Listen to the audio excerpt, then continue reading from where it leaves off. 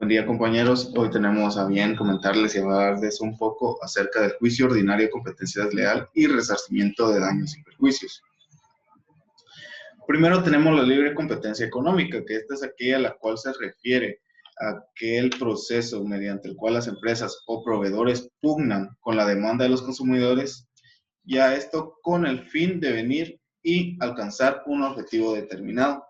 La rivalidad entre las empresas se llega a manifestar más que todo en el mercado por el precio y o calidad de los bienes y servicios que ofrecen. Esta libre competencia económica se encuentra con fundamento legal en la Constitución Política de la República de Guatemala, en el Código de Comercio de Guatemala, que es el decreto 2-70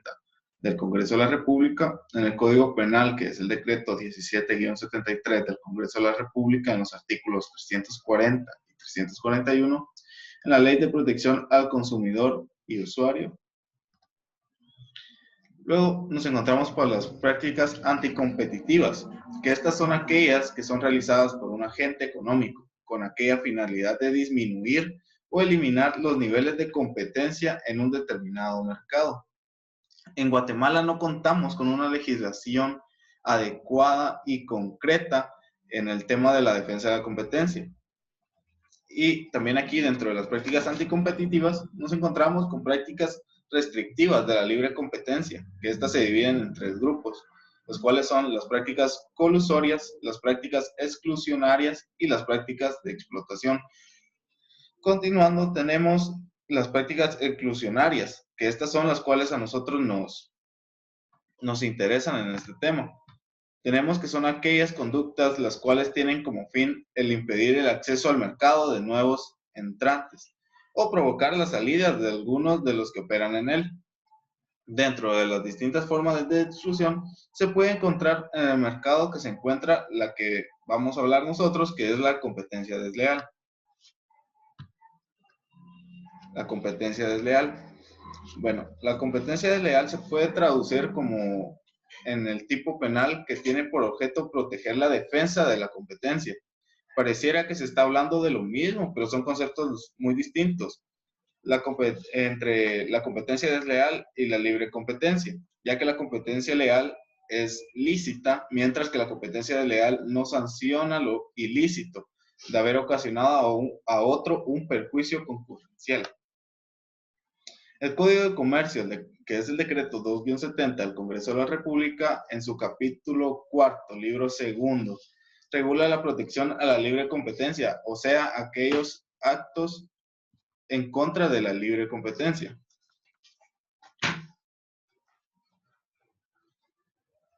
Como primero tenemos el artículo 361, que es la prohibición de monopolios. Este establece que todas las empresas tienen la obligación de contratar con cualquiera que solicite los productos o servicios que prestan, observando igualdad de trato entre las diversas categorías de consumidores. Luego, el artículo 362 define lo que es la competencia desleal. Todo acto o hecho contrario a la buena fe comercial o al normal y honrado desenvolvimiento de las actividades mercantiles se considerará de competencia desleal y por lo tanto injusto y prohibido. Por último, en su artículo 363 nos muestra los actos desleales que se encuentran regulados. Por ejemplo, en el primero tenemos engañar o confundir al público en general o a personas determinadas mediante el soborno de los empleados del cliente para confundirlos sobre los servicios o productos suministrados, la utilización de falsas indicaciones acerca del origen o calidad de los productos o servicios o la falsa mención de honores, premios o distinciones obtenidos por los mismos, el empleo de los medios usuales de identificación para atribuir apariencia de genuinidad a productos espurios o a la realización de cualquier falsificación, adulteración o imitación que persigan el mismo efecto. La propagación de noticias falsas que sean capaces de influir en el propósito del comprador acerca de las causas que tiene el vendedor para ofrecer condiciones especiales, tales como anunciar ventas procedentes de liquidaciones, quiebras o concursos. Luego, nos encontramos con perjudicar mediante a otro comerciante sin infringir deberes contractuales para con el mismo mediante ya sea uso indebido o imitación de nombres comerciales, emblemas, muestras, avisos, marcas, patentes u otros elementos de una empresa o su establecimiento. También dentro de este mismo numeral se encuentra la propagación de noticias capaces de desacreditar los productos o servicios de otra empresa, soborna a los empleados de otro comerciante para causarle perjuicios, obstaculización del acceso a la clientela al establecimiento de otro comerciante. Y luego, por último, nos menciona que perjudicar directamente a otro comerciante con infracción de contratos, como sucede en los siguientes incisos, al utilizar el nombre o los servicios de quienes se ha obligado a no dedicarse por cierto tiempo a una actividad o empresa determinada, si el contrato fue debidamente inscrito en el registro mercantil correspondiente a la plaza o región en que deba surtir sus efectos, al aprovechar los servicios de quien ha roto su contrato de trabajo o invitación directa del comerciante que le dé nuevo empleo. Y por último, realizar cualquiera otros actos similares encaminados directa o indirectamente a desviar la clientela de otro comerciante. Por mi parte, eso es todo. Los dejo con mi compañera Sara.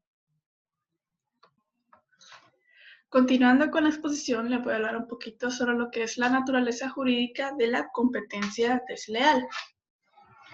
Las conductas de la competencia desleal podemos decir que está entre ellas lo que es la acción, desviación de la clientela, la acción de desorganización o comportamientos que tengan como consecuencia desorganizar internamente la empresa a los servicios mercantiles o el comercio ajeno. Las acciones que tienen como consecuencia inducir al público a error, las acciones de descrédito, las acciones de comparación pública de la actividad de las prestaciones o relaciones mercantiles de un tercero,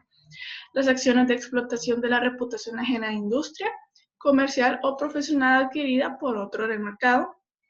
la difusión o explotación sin autorización de su titular de secretos industriales o empresariales por medio de espionaje u otros procedimientos. La competencia desleal la podemos encontrar en el artículo 43 de la Constitución Política de la República de Guatemala, y esta nos dice que establece que se reconoce la libertad de industria, de comercio y de trabajo, salvo las limitaciones que por motivos sociales o de interés nacional impongan las leyes.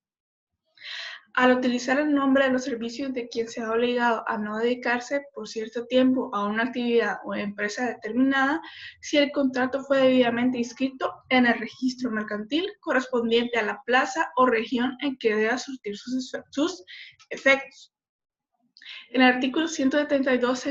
se considera también desleal todo acto que sea contrario a los usos y prácticas honestas del comercio realizado en toda la actividad comercial e industria.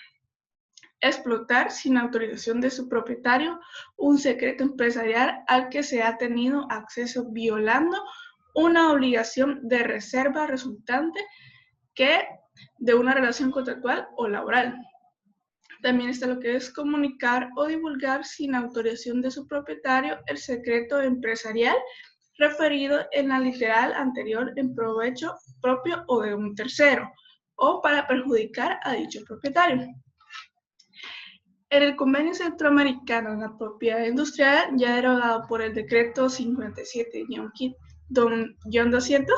del Comercio de la República, este define lo que es competencia desleal como todo acto o hecho engañoso que se realice con la intención de aprovecharse indebidamente de las ventajas que otorgan las marcas, nombres comerciales y las expresiones o señales de propaganda en perjuicio del titular de los mismos o del público o consumidor. En los daños y perjuicios, en ese sentido, debemos entender por daño como todo menoscabo que a consecuencia de un acaecimiento o evento determinado sufre una persona, ya sea de sus bienes, de su propiedad, en su patrimonio, y del cual haya de responder otro. Tanto el daño como el perjuicio pueden considerarse como los menoscabos materiales o morales causados contraveniendo una norma jurídica. La entidad de resarcimiento de daños y perjuicios alcanza a todo el menoscabo económico sufrido por el perjudicado, consistente en la diferencia que existe entre la situación del patrimonio que sufrió el agraviado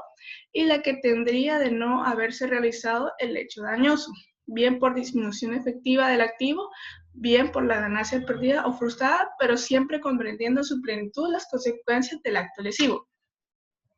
Y por último, en los artículos del Código Civil relacionados a este caso son los siguientes. Está el artículo 1434 que nos dice que los daños que consisten en las pérdidas que el acreedor sufre de su patrimonio y los perjuicios que son las ganancias ilícitas que deja de percibir deben ser consecuencia inmediata y directa de la contravención, ya sea que hayan causados o que necesariamente deban causarse. Y por último, en su artículo 1653, nos habla sobre lo que es el abuso del derecho.